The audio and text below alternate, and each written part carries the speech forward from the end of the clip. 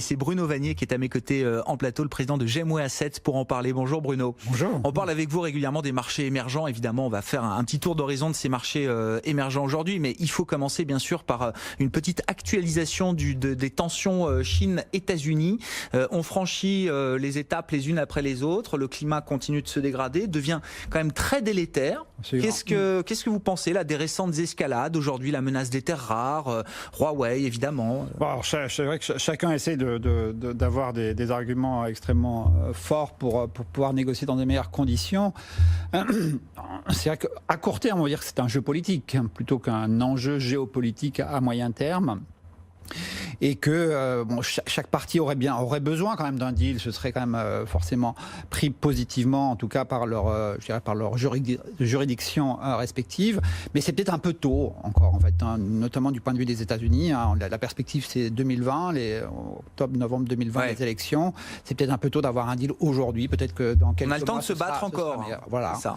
Et rappelez-vous ce qui s'est passé au quatrième trimestre 2018, hein, ou même sur toute l'année 2018. Les marchés chinois vraiment souffraient de ce climat délétère et New York finalement ne bougeait quasiment pas, était bien orienté jusqu'en septembre, octobre, où là on a commencé à baisser fortement quand même sur le marché américain. À partir de ce moment-là, Trump a adouci son discours indéniablement, quoi. Alors bien sûr il prend ça en compte, il prend l'impact que ça peut avoir sur le sentiment des consommateurs américains ou des Américains en général.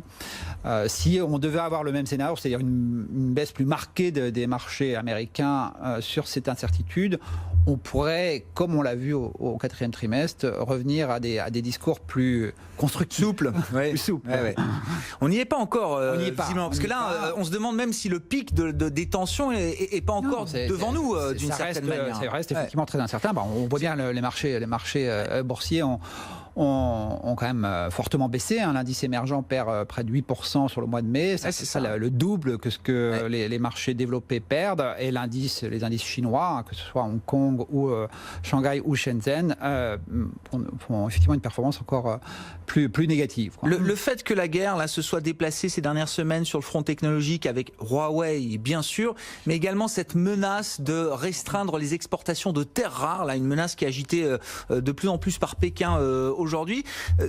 Oui, la menace des terres rares est crédible. Elle est crédible dans le temps parce que j'imagine quand même que sécuriser l'approvisionnement en terres rares, c'est à l'agenda de nombreux gouvernements depuis plusieurs années. Enfin, c'est pas une situation qu'on découvre aujourd'hui. Non, c'est vrai Bruno. Encore une fois, il y a quelques années, peu de temps du reste, hein, la Chine produisait 85% des terres rares. Aujourd'hui, c'est un peu moins, c'est autour de 60%.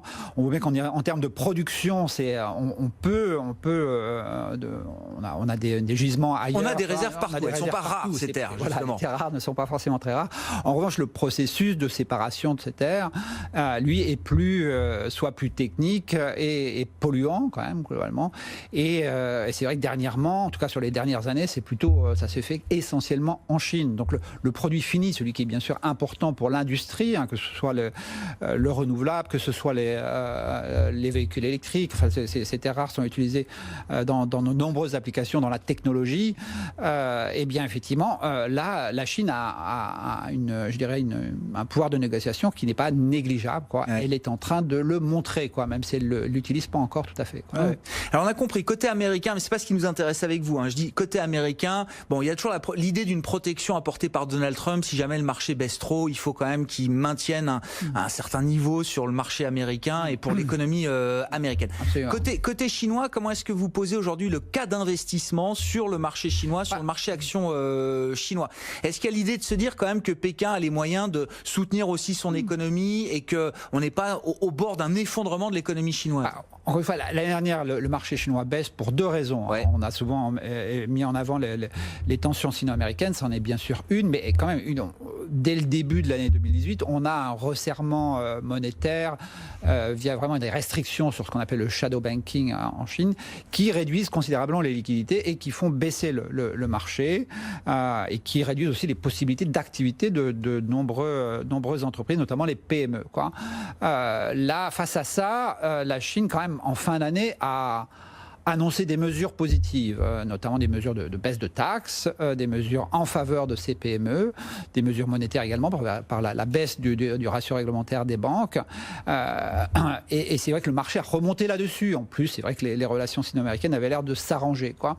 J'ai l'impression qu'on met un peu en doute aujourd'hui la capacité de relance de la Chine. En tout cas, le marché n'est pas satisfait de manière évidente des premiers effets de ces mesures de relance. N'oublions pas quand même que les marchés ont remonté fortement au premier trimestre. Jusque mi-avril, on fait des performances assez exceptionnelles, de l'ordre de 30-40% pour certains titres. Et que même sur ce plateau, on l'a dit il y a un peu plus d'un mois, qu'on était un peu prudent, parce que les valorisations paraissaient quand même élevées, et surtout, on escomptait un scénario extrêmement positif. Aujourd'hui, on est revenu sur des niveaux de valorisation qui sont plus raisonnables. J'ai envie de dire, si on n'avait pas le problème des relations, des tensions sino-américaines, je dirais que... On serait confortable.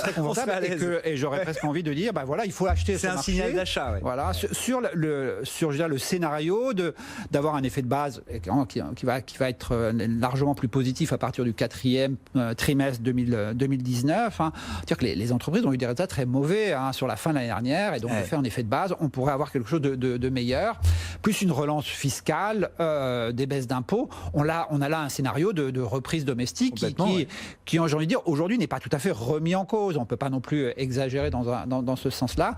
Indéniablement, ces mesures-là arrivent pour l'instant à compenser les effets négatifs, les incertitudes générées par la guerre commerciale. Leur effet positif commence à arriver. Encore une fois, il y a un effet retard, un jeu de balance, bien évidemment.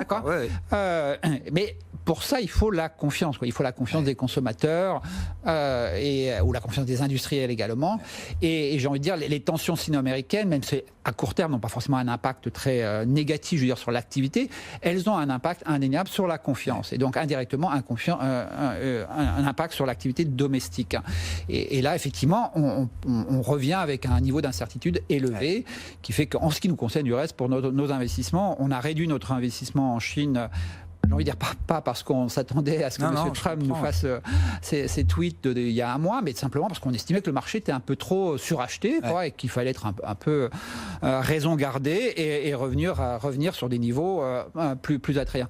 Là, le scénario a un peu changé, et donc même si les marchés ont baissé, on n'a pas une envie folle de il y a un doute qui s'installe sur le scénario macro de stabilisation un peu partout dans le monde d'ailleurs.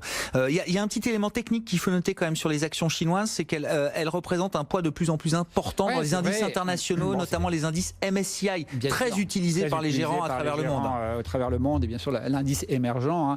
La Chine peut peser 32%. Les actions A, Shanghai et Shenzhen, qui pesaient jusqu'à maintenant 0,8% de l'indice global émergent, vont peser fin novembre presque 3% ou 3,2%, avec 3 augmentations successives. La première, c'était hier, fin mai, ensuite en août et ensuite en novembre.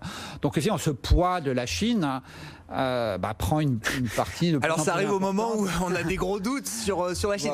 Non, mais c'est le sens de l'histoire. C'est le sens de l'histoire. C'est sûr que la taille de l'économie, la taille du marché, rappelons que Shanghai et Shenzhen, ce sont près de 2000 entreprises cotées en bourse, capitalisation boursière extrêmement importante, et aujourd'hui une participation des étrangers qui reste limitée. Les étrangers détiennent environ entre 3 et 3,5% de ces deux bourses. Typiquement, quand on regarde un marché comme un marché émergent typique, le Brésil, j'ai envie de dire la Thaïlande, le taux de détention des étrangers, c'est plutôt 20, 25 au-dessus. Là, on est à 3. Bon, on surveille, mais effectivement, MSCI, un grand fournisseur d'indices dans le monde, a déjà évoqué le calendrier. Tout ça a déjà été annoncé, donc en 3 fois. Mais déjà depuis hier, on a un peu plus d'actions chinoises dans ces indices internationaux, et notamment le MSCI Emerging Market, l'indice des marchés émergents construit par MSCI. Il y avait une autre actualité qui m'intéressait cette semaine en lien avec le marché chinois, c'est Alibaba. Alors je ne sais pas si Alibaba l'a confirmé officiellement, mais en tout cas plusieurs sources l'indiquaient. Alibaba envisage une double cotation à Hong Kong. Je dis double cotation parce que leur premier lieu de cotation, c'était sur le New marché York, américain, New York, pour lever jusqu'à 20 milliards de dollars. Est-ce qu'Alibaba a besoin de lever 20 milliards de dollars ou est-ce que c'est avant tout un signal politique de dire nous sommes un groupe chinois et nous sommes cotés en Chine? Ouais, clairement, ils ont dans cet environnement, Alibaba a tout intérêt à montrer patte blanche quelque part. Hein. Et j'ai envie de dire, s'ils poussaient le raisonnement jusqu'au bout, ils iraient se coter sur leur marché d'origine. Oui, c'est ça, la Chine continentale, même Shanghai ou Shenzhen. Là, c'est Hong Kong, a priori. Hong Kong, bien sûr, Hong Kong fait partie de la Chine, bien sûr, hein, et que depuis 2014, les Chinois, les institutionnels chinois, les investisseurs chinois peuvent investir facilement à Hong Kong. C'est le centre de l'histoire. Alibaba doit être coté sur un marché chinois, je trouve. Ce qui était un peu exceptionnel, c'est ce côté à New York avant de se coter, j'ai envie de dire, à Hong Kong ou à Shanghai. Donc, je trouve que c'est plutôt un bon mouvement. C'est sûr que ça va un peu chambouler, si ça se fait, bien sûr, c'est pas encore tout à fait sûr, le Hang Seng Index, parce que Alibaba, comme vous le savez, c'est un sacré poids, j'imagine. Un poids important. Donc ça devrait faire au moins presque 12-13% du Hang Seng Index. Donc ça va un peu chambouler cet indice, qui est un indice très, très restreint, d'environ une trentaine de valeurs. L'indice de la bourse de Hong Kong. Un mot également, on n'aura pas le temps de parler de tous les émergents, bien sûr, Bruno, mais il y a forcément un mot à dire sur l'Inde qui sort juste là d'une période électorale de plusieurs semaines. Ça prend plusieurs semaines de voter en Inde pour les élections législatives, avec le résultat qui aboutit à la nouvelle victoire de Narendra Modi. Quels enseignements pour les investisseurs sur ce marché indien? C'est une victoire exceptionnelle. Il faut mettre vraiment ça dans le contexte. Hein. Je crois que un tel résultat, c'est pas vu depuis les années 70 en Inde.